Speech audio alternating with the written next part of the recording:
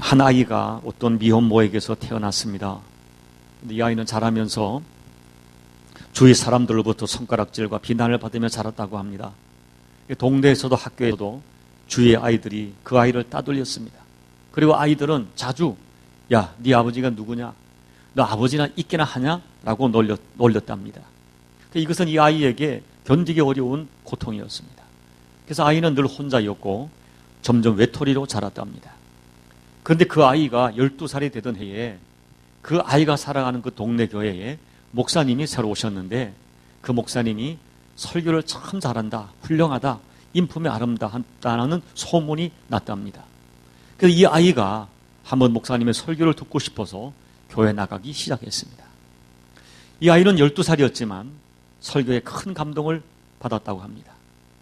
그런데 이 아이는 원래부터 사람들을 자꾸 기피하는 것이 언제부턴가 습관이 되어 있어서 이 목사님을 좋아했지만 목사님을 피해 다녔다는 것입니다. 그런데 어느 주일날 예배를 마치고 나가는데 누가 자기의 이 어깨를 탁 잡으면서 야, 너 누구니? 내 아빠가 어느 분이시냐? 라고 묻더라 합니다.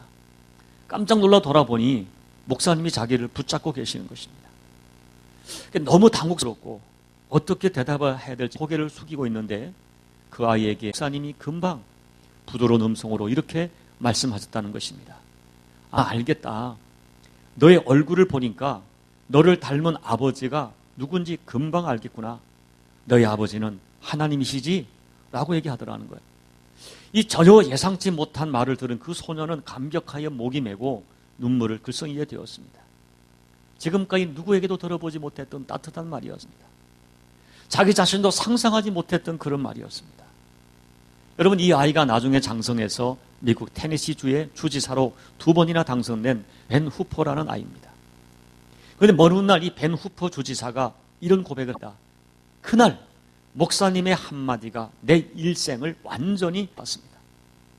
그분이 나를 하나님의 아들로 인정해 준 한마디 말은 나의 정체성을 새롭게 했고 당당하게 인생을 살게 했습니다. 라고 고백합니다. 사랑하는 여러분, 한순간 보여준 따뜻한 관심의 말 한마디, 그리고 그 아이의 존재감을 최고로 인정해 준 그 한마디가 그 아이의 마음에 있는 상처를 순식간에 싸매 주었고 아이의 존재감을 새롭게 해주고 한 사람의 인격과 삶과 생의 변화를 가져다 준 것입니다. 여러분, 또 하나의 예화를, 실화를 말씀드리고 싶어요. 한 오페라 가수가 어느 날 자기 아들과 이웃집 아이가 대화를 하는 걸 듣게 되었답니다. 근데 이웃 아이가 자기 아들에게 말하기를 야, 우리 아버지는 여기 시장을 잘 알고 있다고 자랑하는 것입니다. 그런데 이 이야기를 듣던 아들이 별로 놀라지도 않고 이렇게 얘기하더래. 우리 아버지는 하나님을 잘 아셔라고 대꾸하는 것입니다. 그런데 여러분, 이 아들의 말을 듣던 이 아버지가 갑자기 목이 메이고 눈물이 왈칵 쏟아져서 자기 서재로 돌아와서 그렇게 울었다는 것입니다. 여러분, 무엇 때문에 감격했을까요? 그 눈물의 의미는 뭘까요? 첫째는 아버지의 신앙을, 아버지가 하나님과 친근하다고 아버지의 신앙을 믿어주는 아들의 신뢰가 고마워서 감격했을 것입니다. 그러나 무엇보다도 이 아들이 하나님과 친근하다는 것의 가치를 안다. 하나님과 친근하다는 것이 무엇보다 가치 있게 생각하는 아들의 신앙 때문에 감격스러워 울었을 것입니다. 사랑하는 교우 여러분, 오늘 우리는 어떻습니까? 정말 여러분, 우리 모두는 하나님을 아버지라 부르고 있는데요, 내가 하나님의 자녀라는 사실이 세상의 어떤 신분보다 자랑스러울 수 있겠습니까? 여러분, 내가 하나님의 자녀라는 이 신분 때문에, 아니 하나님이 내 아버지라는 사실 때문에 감격하여 울어본 적이 있으십니까? 오늘 이 15절, 16절, 17절은 종교개혁가 교역자 루터가 이 글은 황금색으로 쓰고 싶다라고 표현할 정도로 우리에게 소중한 말씀이죠. 여러분, 먼저 15절 보시면요, 우리는 양자의 영을 받았다. 그래서 하나님을 아빠, 아버지라 부르는 사람이라고 말씀합니다. 그리고 16절을 보면 성령께서 우리가 하나님의 자녀라고 증언해 주신다는 것입니다. 그리고 17절을 보면 우리가 하나님의 상속자라고 증거하고 있습니다. 여러분, 양자의 영을 받았다, 하나님을 아빠 아버지라 부른다, 성령이 우리가 하나님의 자녀인 것을 증언한다, 우리가 하나님의 상속자다. 이 한마디 한마디가 너무너무 엄청나기 때문에 우리가 이 사실은 실감이 안 나요. 우리는 실감하지 않습니다. 그러나 여러분, 내가 실감하든 느끼든 못 느끼든 이것은 진리입니다. 이것은 사실이에요. 자, 그러면 오늘 본문 말씀을 통해서 예수 믿는 우리가 받는 영광, 예수 믿는 우리가 받는 축복이 무엇인가? 첫째, 성도는 하나님의 양자가 되는 영광을 받았습니다. 1절에 너희는 다시는 무서워하는 종의 영을 받지 않고 양자의 영을 받았으므로 아버지라 부르지. 양자의 영을 받았어요. 이 양자의 영, 여러분, 양자의 영을 이해하기 위해서는 당시 로마의 법을 알아야 됩니다. 이 당시 로마에서는 양자는 법적으로 완벽한 자녀였습니다. 이 당시의 로마에서는요, 자녀가 없거나 자녀가 전쟁에 나가서 죽거나 이런 일들이 벌어질 때 명문 가문에서는 어떤 이 특별한 이유로 양아들을 삼는 전통이 있었습니다. 그래서 누군가를 양아들로 삼기로 결정이 되면 먼저는 양아버지는 양아들의 모든 빚을 다 탕감해 줍니다. 그리고 7명의 증인을 세워서 증거를 남겨야 합니다. 그리고는 아들을 상징하는 이 가문의 반지를 끼워주는 것입니다. 그래서 이 양아들은 법적으로 완벽한 아들이 되는 것입니다. 그리고 이미 그 사람을 양아들로 삼기 위하여 정서적으로 그 아들을 신뢰하기 때문에 이 양아들은 법적으로 정서적으로 완전한 아들이 되는 것입니다. 우리가 잘 아는 네로 양자였습니다. 양자의 신분으로 황제가 된 거예요. 그리고 여러분이 그 베너라는 영화를 보시면 베너가 뭐예요? 노예로서 함대 사령관을 구출합니다. 그 로마 함대의 사령관이 그 3사에서 베너를 양자로 삼죠. 이 가락지를 빼줍니다. 그래서 이 베너는 뭐예요? 그 사령관이 양자가 되어서 로마 귀족의 신분과 아버지의 모든 재산과 권리를 상속받습니다. 이 양자 제도에서 제일 중요한 것은 아버지의 권리. 이 권리를 당연하게 이어받는 거예요. 여러분, 요즘은 우리 참 사실 이 가정의 가장들이 이 무슨 권리가 있어요? 우리는 이해가 안 됩니다. 불과 한 1세기 전에는 좀 이해가 됐을 거예요. 근데 이 당시는요, 아버지의 부권이라는 것은 절대적이었습니다. 모든 재산, 모든 권리를 혼자 독점하는 거예요. 그 절대적인 권리를 가져가는 거예요. 모든 것을 소유하고 지배하는 권리를 가진 것입니다. 그래서 양자는 모든 것을 법적으로 완벽하게 주장하고 누릴 수가 있었습니다. 그런데 오늘 15절에서 우리는 하나님의 양자의 영을 받았다고 합니다. 그래서 17절에서는 뭐예요? 우리가 하나님의 모든 영광을 상속받는 상속자가 되었다 말합니다. 여러분, 다시 말합니다. 이 진리가 너무너무 엄청나니까 우리가 실감을 하지 못합니다. 아마 여러분에게 나도 몰랐는데 숨겨진 100억대 재산이 있다. 100억까지도 갈 필요, 10억대 재산이 있다. 상속이 있다. 이걸 알게 되면 아마 여기 기절할 분이 몇 분 계실 거예요. 근데 이 100억대 재산과 비교할 수 없는, 어찌 우리가 하나님의 양자요, 하나님의 상속자라는 신분의 가치가 어찌 100억대와 비교할 수 있겠습니까? 우리는 이 진리가 너무나 엄청나서 실감하지 못합니다. 그러나 내가 느끼든 느끼지 못하든 이것은 진리고 사실입니다. 성도는 하나님의 양자입니다. 법적으로 완벽하게 모든 신분과 권리를 보장받는 진짜 자녀가 되는 것입니다. 그런데 여러분, 우리가 이 자녀라는 사실, 하나님의 어마어마한 자녀라는 사실을 어떻게 증명할 수 있을까요? 첫째는 말씀입니다. 내가 믿는 하나님의 약속의 말씀으로 확신하는 것이죠. 우리가 잘 아는 요한복음 1장 12절 말씀, 영접하는 자, 곧 그 이름을 믿는 자들에게는 하나님의 자녀가 되는 권세를 주셨으니, 여러분, 하나님은 예수를 영접하면, 그 이름을 믿으면 하나님의 자녀가 되는 권세를 주겠다고 약속했습니다. 우리는 바로 이 하나님의 약속을 실현해 하나님의 자녀가 되었음을 의심하지 않는 것입니다. 묻겠습니다. 여러분, 예수님이 십자가에서 흘린 그 보혈의 피가 내 죄 때문에 믿어지십니까? 그래서 여러분, 아멘으로 고백하셨습니까? 그리고 여러분, 그 예수님을 내 남은 인생의 주님으로 섬기겠다고 고백했습니까? 그러면 여러분 구원받았어요. 여러분은 하나님의 자녀가 되었어요. 왜냐하면 하나님께서 성경으로 그렇게 약속하셨기 때문에. 하나님의 약속은 변할. 여러분, 유대인에게 하나님은 두려움에, 그들은 성경을 읽다가 여호와란 말을 나오면은 그 말을 읽을 수가 없습니다. 그냥 묵음으로 지나가는 거예요. 성경을 필사하다가 여호와 하나님의 이름이 나오면 새 붓으로 쓰거나 아니면 붓을 빨아 썼어요. 절대로 그들의 입으로 하나님을 여호와라고 부르는 것도 강하지 않고 아빠 아버지라 부르다니 그것은 가능한 이야기가 아닙니다. 그들에게 하나님은 두려움이었어요. 하나님은 상명하복의 관계였어요. 종과 주인의 관계였어요. 그래서 그들은 하나님께 제사를 드려도 두려움으로 드리고 11조를 드려도 두려움으로 드리고 헌신을 해도 두려움으로 했습니다. 15절 말씀처럼 종의 영을 가진 것입니다. 여러분, 오늘 혹시 우리 가운데 아직도 하나님을 이렇게 믿는 분이 계십니까?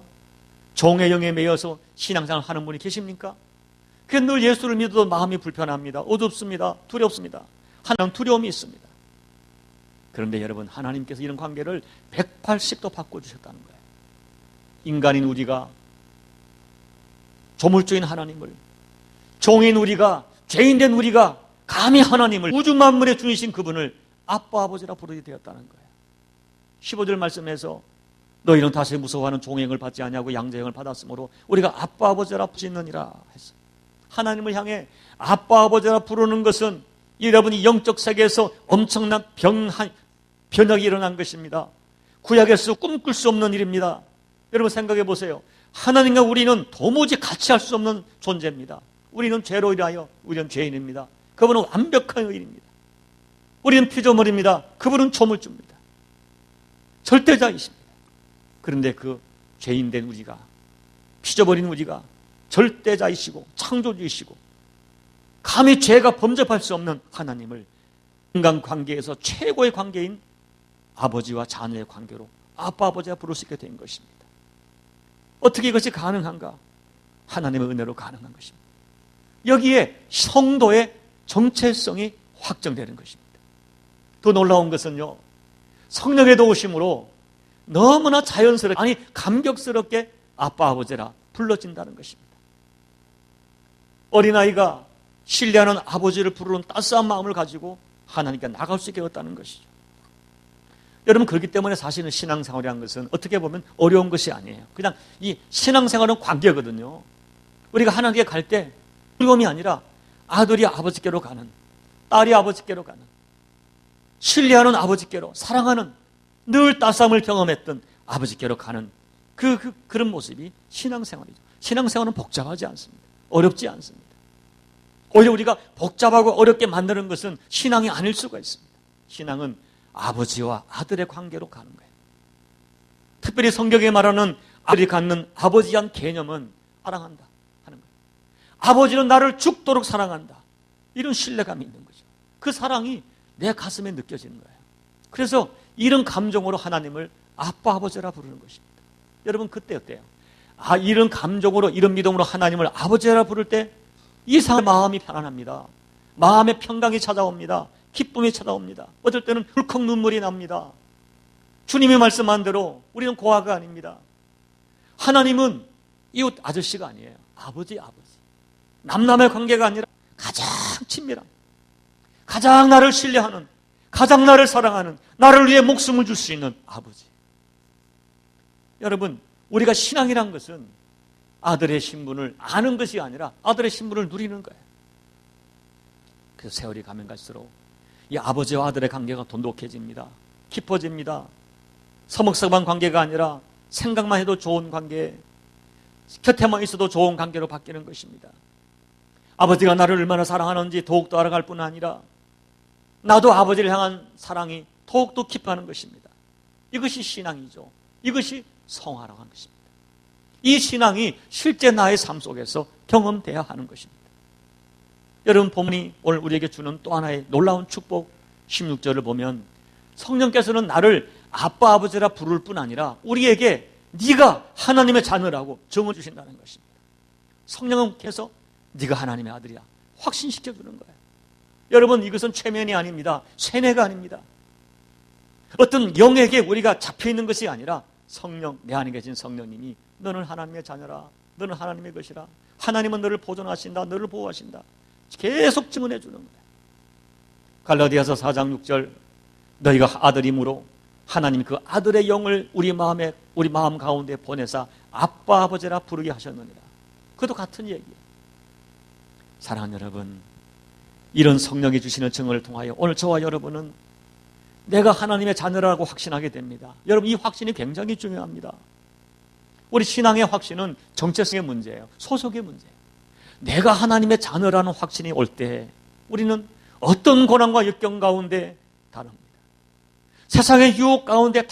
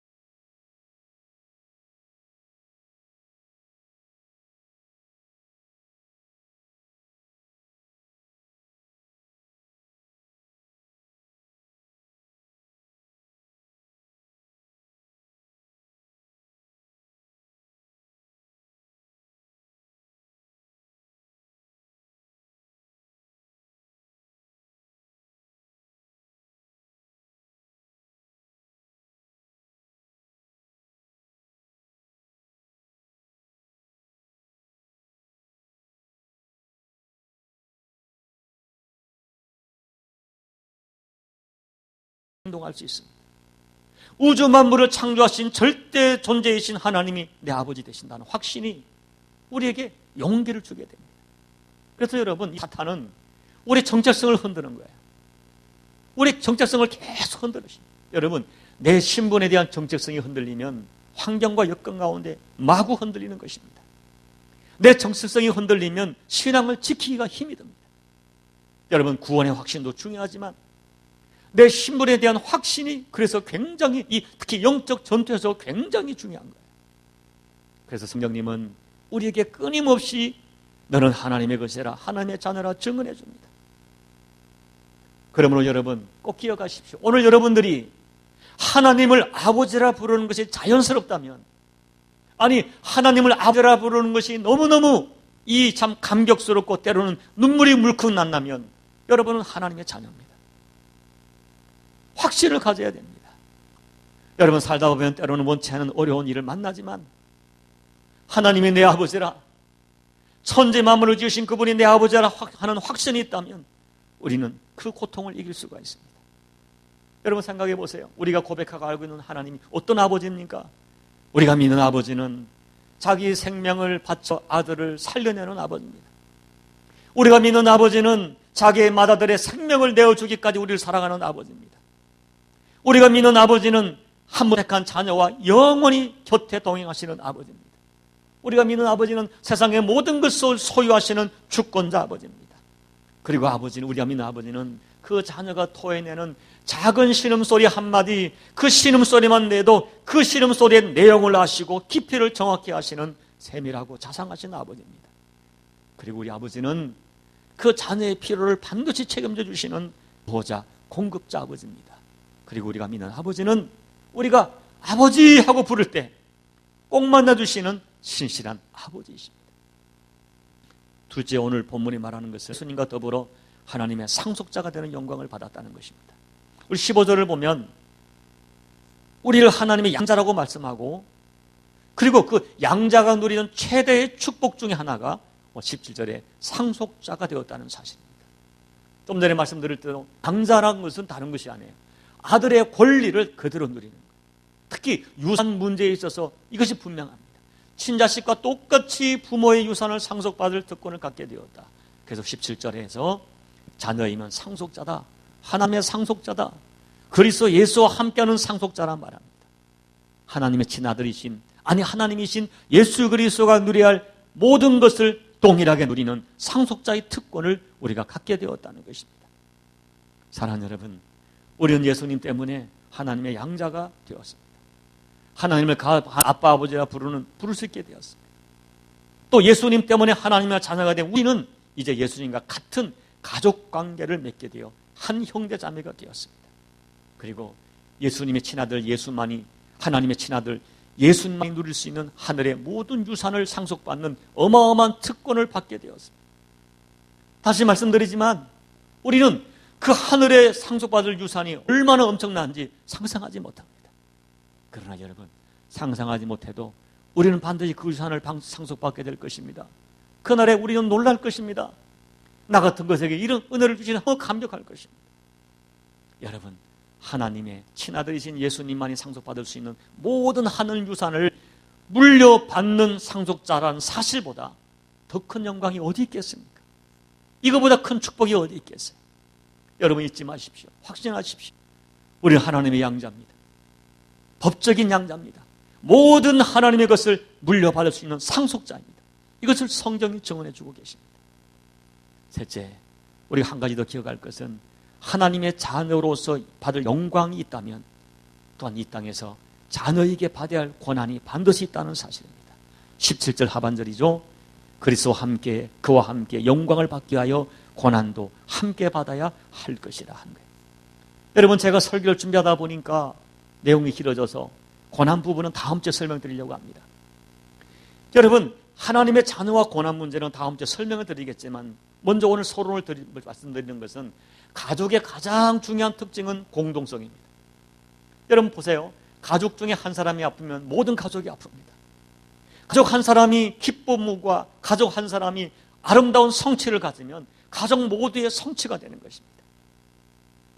제가 최근에서야 가끔 지나간 그 드라마를 좀 이렇게 심심할 때 보는데요. 태조 왕건이라는 걸 보니까 그게 나와 있더라고요. 아버지가 잘못했는데 삼족이 멸문치하는 거예요. 그냥 죽여버리는 거예요. 아무 잘못 없이. 단지 아들이라는 사실 때문에, 손자라는 사실 때문에 아버지와 아들과 손자 3대가 모두 죽임을 당해야 하는 것입니다. 가족이라는 이유 때문에 모든 희노애락과 영광을 공유하는 거예요. 여러분, 우리가 예수님과 한 가족이 되었다는 것은 사실 생각해 보세요. 예수님과 받을 가족 공동체를 강조하는 거예요. 예수님이 받을 영광을 반드시 같이 받을 것입니다. 그러나 이 땅에서 예수님 때문에 받을 고난이 있다면 같이 받아야 한다는 것입니다. 왜냐하면 우리는 예수님과 똑같이 하나님의 양자가 되어 한 가족이 되었기 때문입니다. 그래서 오늘 17절 하반절에 우리가 그리스도와 함께 영광을 받기 위하여 고난도 함께 받아야 할 것이라 말씀하고 계시는 것입니다. 예수 그리스도와 함께 하나님 나라의 공동 상속자가 된 우리들이 이 땅에서 주님 때문에 받아야 할 고난이 있다면 그 고난을 기꺼이 받아야 한다고 말하는 것입니다. 그러게 사랑하는 성도 여러분, 다음 주에 자세히 말씀드리겠지만 성도가 당한 고난에는 하나님의 기쁨이 있습니다. 그러게 여러분, 내가 오늘 신앙 때문에 하나님 때문에 받는 고난이 있다면 두려워하지 마세요. 슬퍼하지 마세요. 그 고난도 어쩌면 영광의 한 부분인 것을 믿고 여러분 감사할 수 있어야 되는 것입니다. 예수님을 보세요. 말로 할 수 없는 고난을 받았습니다. 바울을 보세요. 말로 할 수 없는 고난을 받았습니다. 그러나 그 고난은 결국 하나님의 영광을 드러내는 존귀한 고난이었습니다. 여러분, 저는 믿고 있습니다. 신실한 성도가 받는 고난은 결국 하나님의 영광을 드러내는 도구가 됩니다. 하나님은 성도가 당하는 고난을 반드시 손으로 바꿔주시는 좋으신 하나님이십니다. 저는 이 하나님을 굳게 믿고 있습니다. 여러분, 이제 말씀을 정리합니다. 전에 우리 교우 자녀 중에 공부가 좀 안 되는 자녀가 있었습니다. 공부가 안 되는 게 아니라 공부를 안 해요. 공부하려고 노력을 거의 하지 않는 아이가 있었습니다. 근데 그 아이는 얼마나 긍정적인지, 교회 오면 막 늘 긍정적이고 공부를 못해도 절대 기죽지 않고 늘 긍정적이고 활달하고 개구쟁이였습니다. 근데 아버지가 너무 이게 참 가슴이 아파서 어느 날 더 이상 안 되겠다 싶어서 이제 불렀답니다. 그래서 왜 이렇게 공부하지 않느냐고 혼을 내려고 하는데 이 아들이 너무 당연하게 이런 얘기를 하더라고요. 아빠, 나는 힘들게 공부하는 게 싫어요. 그리고 그렇게 공부 안 해도 돼요. 내가 아빠 재산을 대충 계산해 봤어요. 그 재산이 다 내 것이 될 터인데 뭐 그렇게 힘들게 공부해요 하더라는 거예요. 여러분, 기가 막힌 믿음 아닙니까? 그런데 더 기가 막힌 것이 있어요. 이 기가 막힌 아들의 모습을 저에게 전달하는 아버지가 은근히 그 자식을 대견스럽게 생각하는 거예요. 저는 그걸 느꼈어요. 목사님 얘기하면서도 은근히 그 자식을 대견스럽게 생각하는 거야. 뭘 느낀 것입니까? 이 아들이 아버지의 재산을 노린다는 그게 아니고요. 자식으로서 아버지의 백을 든든히 믿고 있다. 이걸 느끼니까 아버지로서 은근히 이게 자부심이 생기고 은근히 그 자식을 대견하게 여기다라는 거예요. 사랑하는 여러분, 로마서 8장을 보세요. 후반부, 다음에 있을 후반부를 보면 이 바울은요, 너무 당당하고 너무 배짱처럼 보이는 태도를 그대로 보입니다. 다른 것 때문이 아닙니다. 자기가 잘나서가 아닙니다. 내 의가 있어서 아닙니다. 내 아버지 되는 하나님이 나를 보증해 주시기 때문에, 내 인생의 배경이 되기 때문에 당당하게 배짱처럼 확신합니다. 하나님이, 예수님 나를 위해 십자가 죽어 주셨는데 누가 나를 죄 있다느냐? 하나님이 예수님을 보시고 나를 죄 없다고 선언하시는데 누가 나를 죄 있다고 하느냐? 하나님 아버지 되어 주시는데 누가 나를 죄인이라고 하느냐? 여러분, 자기 자신 때문이 아니에요. 내가 믿는 하나님 때문에 배짱처럼 당당하게 얘기하는 거예요. 내가 분명히 예수님 때문에 용서받았다는 확신이 있기에, 하나님이 나의 분명한 양자 되신다는 확신 때문입니다. 그리고 시시때때로 성령께서 바울에게, 바울아, 너는 내 것이야. 너는 내 아들이야. 너의 인생은 나에게 달려있어. 살고 죽는 것이 내게 달려있어. 계속 내 안에서 증언해 주시기 때문입니다. 사랑하는 성도 여러분, 내가 하나님 아버지의 아들됨을 진심으로 믿을 때 그것이 우리 인생의 배짱이 되는 거예요. 우리의 삶을 지탱하는 근거가 되는 것입니다. 여러분, 돈이 여러분을 지켜주겠습니까? 여러분의 신분이, 여러분의 건강이 여러분을 지켜주겠습니까? 그럴 수 없습니다. 우리 인생에 뭐가 정말 우리 인생의 근본적인 힘이 되겠습니까? 오늘 말씀을 통하여 다시 한번 하나님의 아들됨의 신분을, 양자됨의 신분을 확증하셔야 됩니다. 우리 안에 계신 영이 나로 하여금 계속 증언해 주실 때 너는 하나님의 것이야, 너는 하나님의 자녀야 말씀할 때 여러분 아멘으로 화답하셔야 돼요. 입을 열어 그렇습니다. 아멘, 아멘. 하나님의 아들이라는 확신을 붙들고 나가요. 예수님 말씀했습니다. 너희가 왜 이렇게 염려하느냐? 공중의 새를 봐라. 들의 백합 풀한 포기를 봐라. 내가 하나님의 다 먹이고 입히지 않느냐? 그런데 너희는 이것과 비교할 수 없어. 너희는 내게 너무 귀한 존재이기 때문에 나는 너희들의 머리털 하늘까지 다 세고 있어. 그 믿음으로 하나님께 구하라는 것입니다. 찾아라는 것입니다. 두드리라는 것입니다. 생각해 보라는 것입니다. 너희도 아비가 되고 어미가 되어 자식이 떡을 달라 할 때 돌을 주지 않고 생선을 달라 할 때 뱀과 정갈을 주지 않는데 하물며 하늘에 계신 네 아버지가, 선하신 아버지가, 좋으신 아버지가 너희에게 좋은 것을 주시지 않겠느냐 말씀하는 것입니다. 사랑하는 성도 여러분, 이 하나님을 단순하게 신뢰하셔야 돼요. 아버지를 의심하지 마세요. 여기 15절에 있는 것처럼 마지막 단어를 제가 부르짖느니라 생각해 봤어요. 여러분, 순간순간 아버지를 자꾸 부르세요. 아빠, 아버지. 친밀하게 불러보세요. 너무 힘이 들 때는 여기 있는 것처럼 아빠, 아버지를 부르짖고 불러보세요. 아버지 하고 불러보세요. 간절하게 뜨겁게 불러보세요. 그래야 우리에게 아버지 되시는 하나님, 살아계신 아버지 하나님, 아버지를 간절히 찾고 찾는 그 자식을 만나주시는 좋으신 아버지 하나님, 그 하나님의 친밀함과 부요함 여러분 삶 속에 꼭 체험하시기를 살아계신 예수님의 이름으로 축복합니다. 기도드리겠습니다. 사랑하는